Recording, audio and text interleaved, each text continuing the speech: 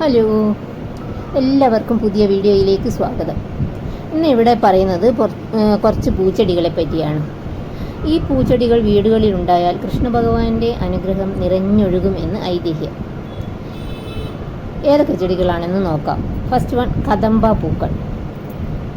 ഈ ഓറഞ്ച് നിറത്തിലുള്ള ഈ പൂക്കൾ കൃഷ്ണന് പ്രിയപ്പെട്ടവയാണെന്ന് പറയപ്പെടുന്നു. ചെറുപ്പകാലത്ത് കൃഷ്ണഭഗവാന്റെ രാസലീലകളൊക്കെ ഈ മരത്തിൻ്റെ ചുവട്ടിലായിരുന്നു. അതുമാത്രമല്ല, അതിമനോഹരമായ ഓടക്കുഴൽ നാദം ആലപിക്കുന്നതും മിക്കവാറും ഈ മരത്തിൻ്റെ ചുവട്ടിലാണെന്ന് പറയപ്പെടുന്നു. കൃഷ്ണനും രാധയും തമ്മിലുള്ള പവിത്രമായ സ്നേഹബന്ധം പങ്കിട്ടതും ഇവിടെ വെച്ച് തന്നെ. ഈ കദംബ പൂക്കൾക്ക് നല്ല സുഗന്ധമാണ്. നെക്സ്റ്റ്, പാരിജാത പൂക്കൾ. ഇത് വളരെ മനോഹരമായ പൂക്കളാണ്. ഈ പൂക്കൾ എൻ്റെ വീട്ടിലും ഉണ്ടായിരുന്നു, പക്ഷെ ഇപ്പോഴില്ല. എനിക്ക് വളരെ ഇഷ്ടമുള്ള പൂവാണിത്. വെളുത്തതോ മഞ്ഞ കലർന്ന വെളുത്തതോ ആയ ഈ പൂക്കൾ ഒരു സ്വർഗീയ സുഗന്ധമുള്ളതാണ്. ഈ പൂക്കൾ കൃഷ്ണനാൽ സ്നേഹിക്കപ്പെട്ടുവെന്ന് പറയപ്പെടുന്നു. പിന്നീടുള്ളത് തുളസിയാണ്.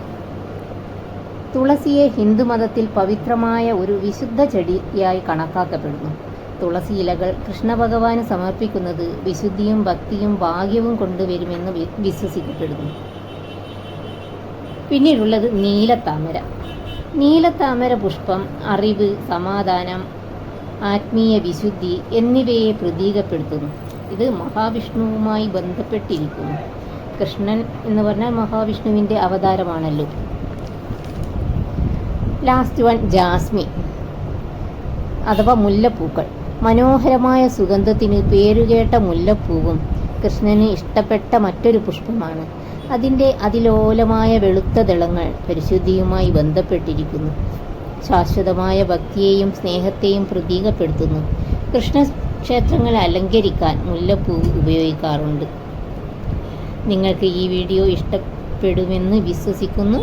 ഇഷ്ടപ്പെട്ടാൽ സബ്സ്ക്രൈബ്, ഷെയർ, ലൈക്ക് ഒക്കെ ചെയ്യണേ. Thanks.